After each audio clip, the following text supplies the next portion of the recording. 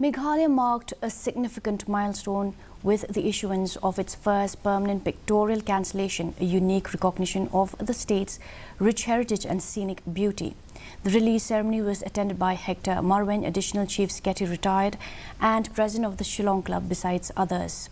The cancellation unveiled today features the iconic Shillong Golf Course located in Polo Hills, Shillong.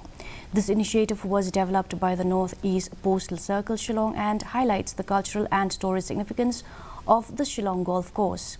A permanent pictorial cancellation is a distinctive postmark that features a design, illustration, or image representing a place of historical culture or tourist importance.